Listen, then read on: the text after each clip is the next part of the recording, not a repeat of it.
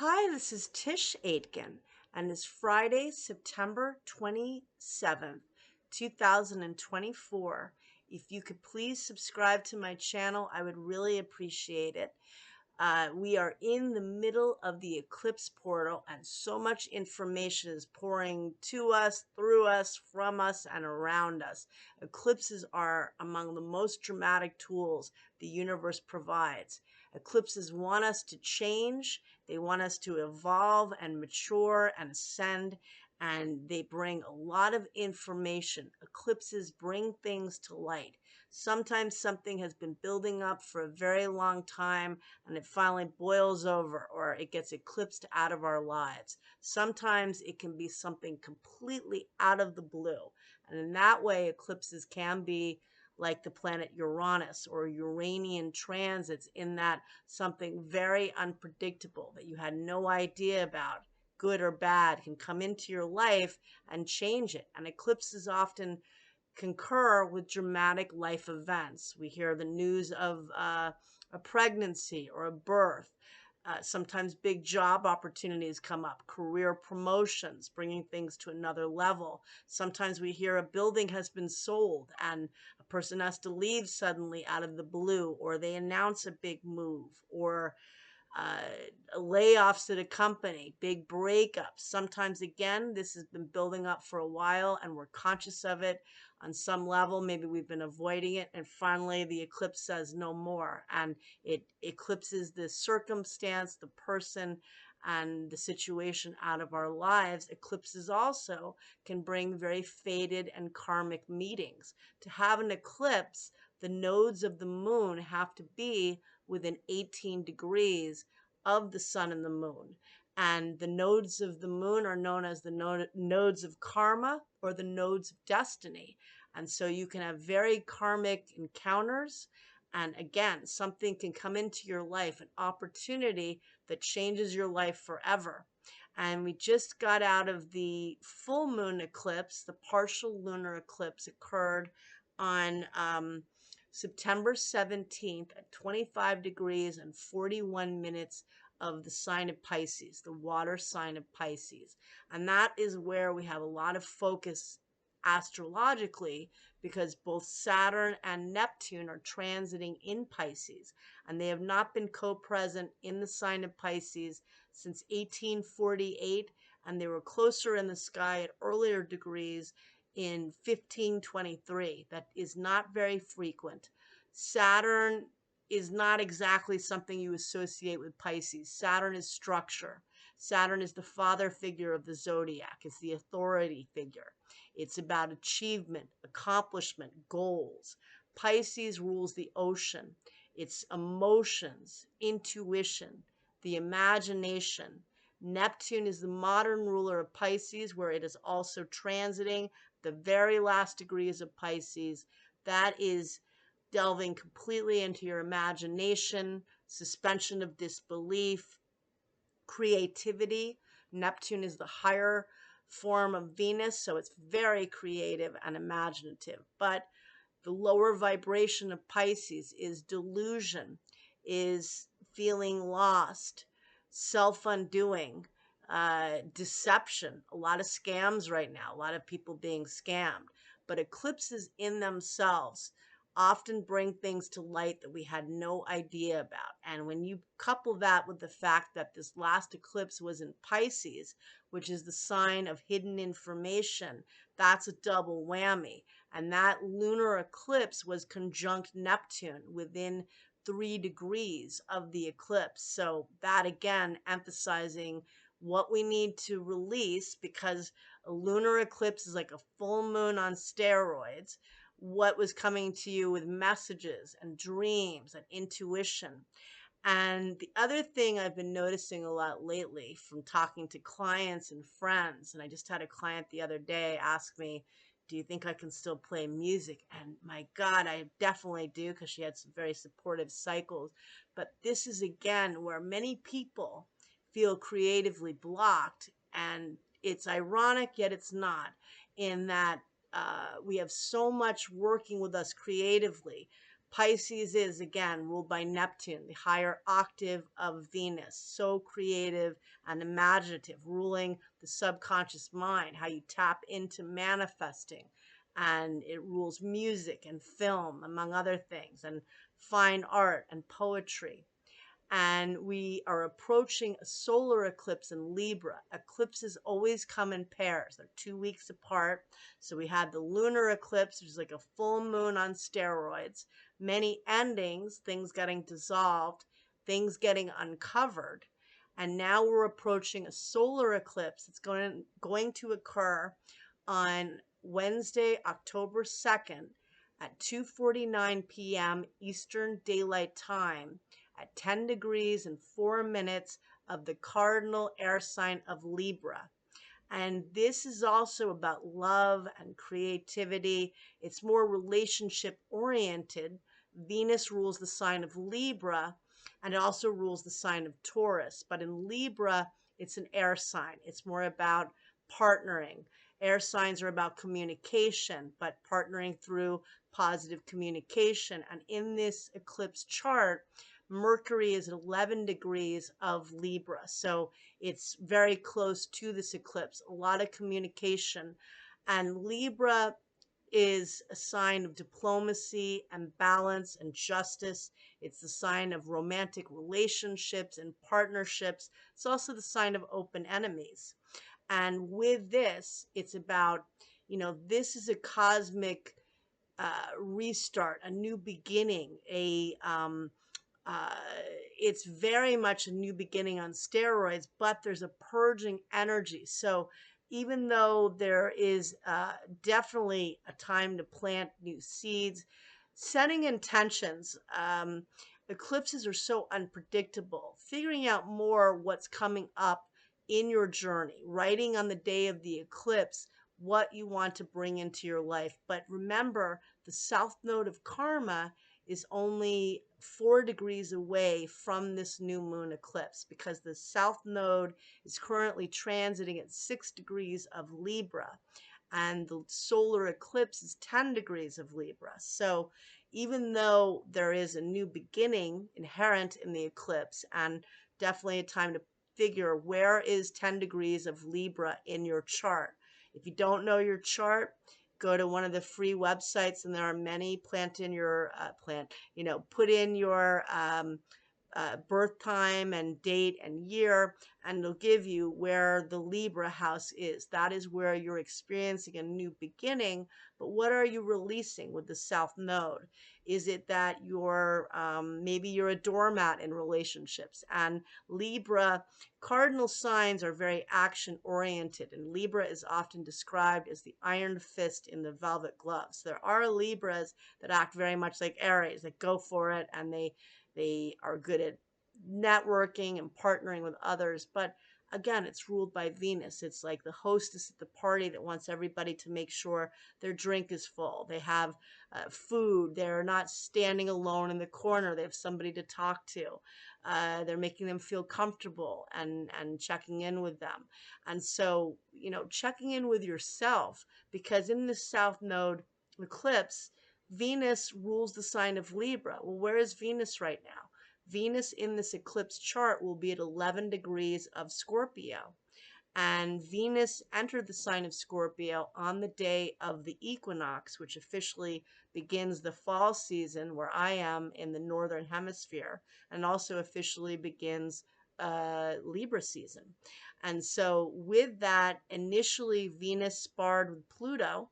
Pluto is the ruler of Scorpio. Death and rebirth could be power struggles, triangles. What do you need to purge? Pluto is the cosmic compost. Then Venus entered Scorpio, where it's technically in its detriment. It loves being in Libra, where it's in its dignity. It rules the sign of Libra.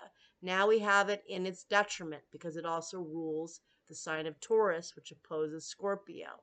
We have Venus in a place where it has trust issues, where it can be suspicious. It's been wounded in the past, so it doesn't trust easily. Venus, although it is in a difficult position, and again, Venus squaring Pluto on the day of the equinox. This new moon eclipse designating what you want to create in your life. What do you want to bring into your life? But figuring out what you need to release in order to achieve that. And again, some people will be experiencing major endings with this. This is the South Node, making space for the new. Venus is in a grand trine in water. It's forming a trine to Saturn in Pisces, which is at 14 degrees of Pisces, and it's forming a trine to Mars in Cancer. Mars doesn't love being in Cancer, but lo and behold, it's going to be there a long time because Mars will retrograde on December 6th, and then it's going to return to Cancer on January 6th, and it will be in Cancer through April 18th. It's going to be retrograde in Mars will be retrograde from December 6th through February 23rd. And it's going to initially retrograde in Leo, which rules the heart chakra, what makes your heart happy. Cat alert, cat alert. There's a cat going nuts with the eclipses and the lights. Eclipses, it's funny, bring light to things, and my cat is really finding a lot of light in this message today. So we have Venus trining Saturn and Mars. Saturn brings stability. Saturn brings karmic lessons. It's in the sign of Pisces, which again is kind of an oxymoron because Saturn is so much about restrictions and structure and commitment, and Pisces is all over the place. It's the ocean, it's amorphous, it's uncontainable, but we're working with this and solidifying things and building things through our spiritual tools. Last night I was in an awesome place called Venus Moon. It's in South Jersey. It's this amazing crystal warehouse, and we had a master class on crystals and healing. And the woman that led it is really lovely. Her name is Chrissy, but she was talking about anxiety and a lot of good crystals that are helpful for that. And so many of us are feeling anxiety right now. Again, with Pluto, that's the thing too. Pluto is at the last degree of Capricorn. Pluto rules Venus, which is very strong in this eclipse chart because Venus rules the sign of Libra. And Pluto is wrapping up its 16-year story in the sign of Capricorn, and then it's going to return to the sign of Aquarius. Well, that's exciting. That's going to definitely that's showing a death and a rebirth. And remember that eclipses will heighten major transits you're experiencing. So if you're in a major Pluto transit right now, you are feeling it. Just ask P. Diddy right now. He's got Pluto right on his Mars and he's coming down, obviously. And we're seeing Pluto in Capricorn on the collective level. That's at the last degree of Capricorn, where again, it's been on and off since '08. And it is showing us people in power. It's the structures in our lives and in the world that have been changing and coming down for several years. We're morphing into a whole new age, the age of Aquarius, the real new age of Aquarius when it goes in this time. We've been getting hints that it has been dabbling in it, but this is going to be tremendous change. And Pluto is psychology too. Pluto is power, so people in big power, big money. And the thing, with Sean Combs is that also a lot of other people in power that are going to be connected with this and that are also going to come down. And that we've seen in various ways. Pluto squaring Eris a few years ago. Eris is the goddess of discord. And we saw the Epsteins, the Weinsteins, all of this all coming down, people that are misusing power. But also, Mayor Adams of New York was just indicted. That's the first time in our history of New York that a mayor is indicted while he's in office. And he doesn't really plan on stepping down. We'll see how that goes. But we've got the eclipse next week. There may be other plans for him. But, we're seeing some big things with Pluto and Capricorn, and we're going to see more. But in our own lives, what power structures Are we eliminating? Are we involved with people that are manipulating us? Maybe that's part of this solar eclipse. Are we partnering in a healthy way? Are we being manipulative, or are we being controlling and we need to release that? Are we holding on to old wounds with Venus in Scorpio, where we're saying, oh, well, this doesn't work out for me. I don't do well in relationships, or I'm always the one that gives too much. Well, guess what? This South Node conjunct the new moon eclipse, you can shift the story. And it occurred to me last week because, we all have enlightenment, hopefully, from this time, and we go back and forth. You can feel really energized and cheered up. And this is a really energetic shift with this solar eclipse. This is, again, very powerful energy. It may not be a total solar eclipse. April 8th was, and that eclipse could loom the entire year. But this is an eclipse that was about self. Libra is about partnerships, and this is the final eclipse in Libra. And it's the last time we're going to have eclipses in Pluto, with Pluto and Capricorn. We had the lunar eclipse in Pisces. Now we have the solar eclipse next year. We're going to have eclipses on March 14th and March 29th. Pluto's going to be in Aquarius. Never will be in Capricorn in our lifetime again. So what are we letting go of? And what are we trying to build? And with Pluto returning to Aquarius, I think the idea also is that somebody said, oh, I hope that makes us more social. When Saturn entered Aquarius in 2020, that's when we really technically implemented the social distancing, right around St. Patrick's Day. And Saturn would have entered at March 23rd of that year. And then Saturn entered for good, for the next couple of years, starting on December 20th, when it met up with Jupiter. That was a new 20-year vision in Aquarius at the very first degree, where Pluto will return on November 19th. We're segueing in a whole new time, but I also think with the mental health epidemic so strong, and this is going to be a big focus because the nodes of fate change signs next January. Again, to have eclipses, the nodes of fate have to be at least within 18 degrees. To have a total solar eclipse, the nodes have to be within 9 degrees. But the north node of karma is going to shift back from Aries Libra to Pisces Virgo. We had our first eclipse in Pisces. We have one final eclipse in Aries on March 29th of next year, but now we're segueing to the Pisces Virgo axis. The 12th house is the subconscious mind, imagination, dreams, working with magic. Somebody said that to me yesterday, and I'm all for it, working with magic. But in working with magic, we also address the fear. The north node of karma is entering Shiat, which is a difficult fixed star, on January 11th. And it's going to be in Pisces through July of 2026. It's there for a year and a half. The nodes of fate take about 18 and a half years to complete a cycle, and they're in a sign for approximately a year and a half. And so that means that the north node will meet up with Pisces, with Neptune in Pisces, close to Shiat, close to the very end of Pisces. Again, how do we heal our world? And that woman that said, can I still play music when I'm in LA? People saying they don't want to write again. My not wanting to write or do things the way I was a couple of years ago because I feel creatively blocked.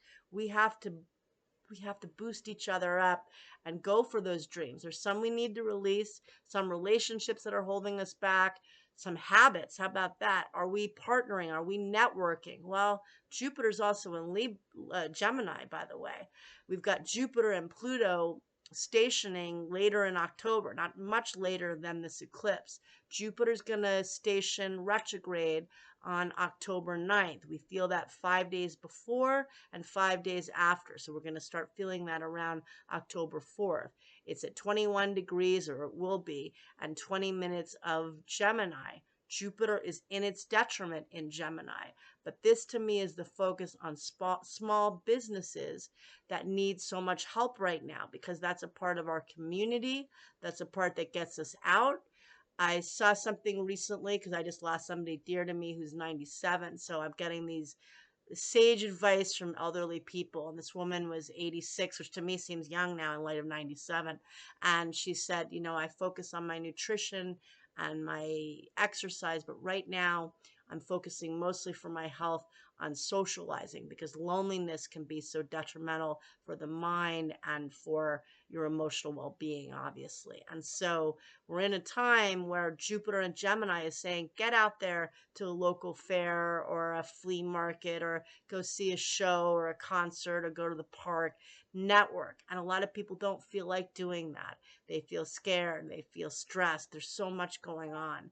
Some people are able to do it. If you can't, don't push yourself. But yes, Pluto returning to Aquarius, that is about community. But I think also there's going to be more focus in psychology on the detrimental effects of both social media and being, glued to our phones, taking more breaks. That's going to be a big deal, because that's not relating. If you're next to the person, here's that north node, or not north node, it's a south node, but that solar eclipse in Libra. Let's partner together. Get off your damn phone. Let's talk.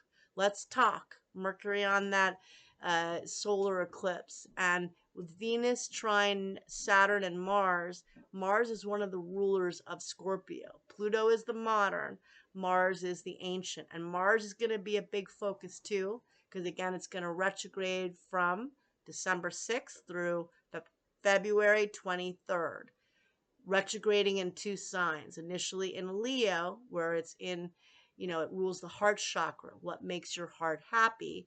And then most of the time in Cancer, where it does not love to be, it's crabby and passive aggressive, but it also is about trusting your intuition. If you don't feel like it, trying to take action, but seeing why things are kind of getting triggered. It's a big trigger with Mars and Cancer, bringing old memories up. But we've got the eclipses in Pisces. We're not done with Neptune in Pisces until February of 2026. Now we have the North Node entering Pisces. This is reinforcing over and over, tapping into dreams and imagination and love. Pisces is selfless love. Libra is more romantic love, but also, you know, friendships, business partnerships. But how are you setting boundaries in a healthy way? And are you respecting others' boundaries? And eclipses make us see things in a way we never have before. Maybe you're getting enlightenment in how you interface with others, or maybe you're seeing with certain people with whom you deal, they are respecting your boundaries, or maybe they haven't been recently. Maybe some cool new people hopefully are coming into your life that are kindred spirits, because this is a new beginning. So work with it, have fun. And if there's a lot that that you want to plan, the more you try to get it in order before Mars retrogrades in December, I recommend doing that. And Mars will enter its shadow on October 4th, and it's going to get to 17 degrees of Cancer, where it will station direct on February 23rd. And also Pluto's going to station on let's see, on October, what did I say? October 11th for Pluto, 2 days after Jupiter. And it's going to station direct at 29 degrees and 38 minutes of Capricorn. So probably big news stories again about people in power. We feel that 5 days before. So starting October 6th and 5 days after. So we've got Jupiter and Pluto stationing. Saturn is also about to station direct in the middle of November at 12 degrees of Pisces. So good luck, a lot to work with. Write down intentions, but this is not a time really to approach people. Somebody said something I think wise. You can do your own little rituals, but massive rituals I wouldn't really do during eclipse time. I'd really take in more of the messages. Pisces eclipse, which is still looming, wants you to listen to everything that's coming up. Lunar eclipses tend to help us see people's real identity and characteristics more. And again, there are probably going to be some more bombshells coming up with Mercury, the planet of information, conjunct this solar eclipse. And maybe more people coming down in power with Pluto at the last degree. That's emphasizing Pluto at the last degree of Capricorn, which is just about to station direct in mid-October. And it's emphasizing a lot. So good luck. I wish you great things in your partnerships, and let's try to work with healing modalities. That's a big message to me in this time. Take care.